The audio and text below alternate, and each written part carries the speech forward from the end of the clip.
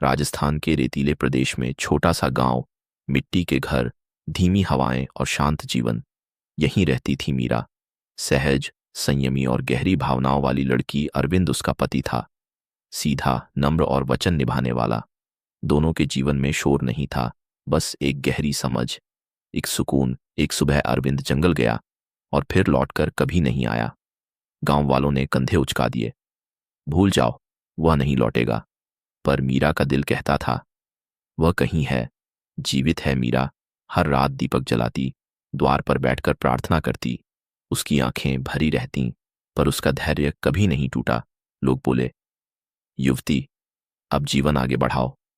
मीरा बोली, स्त्री प्रेम त्याग सकती है, पर अपने पति का विश्वास नहीं। एक दिन गांव में एक फकीर आया। उसकी आंखें जैसे जीवन पढ़ लेती थीं। उसने कहा, तुम्हारा पति जीवित है, पर मनुष्य रूप में नहीं। फकीर बोला, वह एक जादूगर राजा के पास तोते के रूप में कैद है। मीरा के होंठ कांपे। मैं उसे खोजूंगी, नंगे पैर, रेत भरे रास्ते, तपती धूप। पर मीरा ठहरी रही। उसके कदम प्रेम से चलते थे। रात के सन्नाटे में वह आसमान से कहती, बस शक्ति देना, मैं हारूंगी नहीं। कई दिनों बाद संगमरमर का महल दिखाई दिया। उच्च द्वार, पहरेदार और भय का ठंडा माहौल। यही था जादूगर राजा का राज्य। राजा ने मीरा को देखा। उसकी सुंदरता निरहंकार, पवित्र, शांत थी।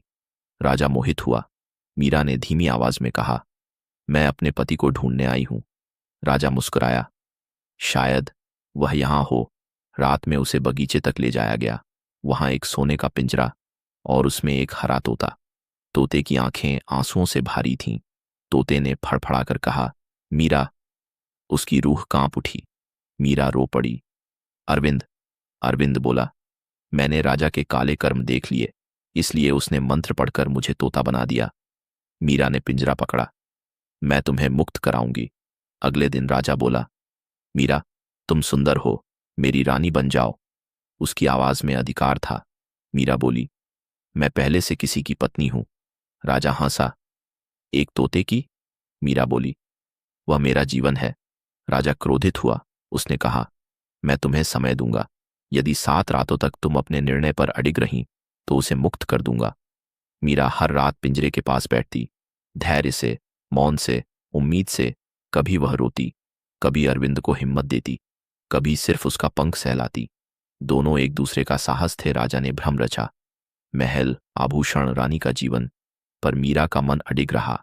एक आवाज आई, बस एक हाँ कह दो, दर्द खत्म हो जाएगा। मीरा ने आंखें बंद कीं।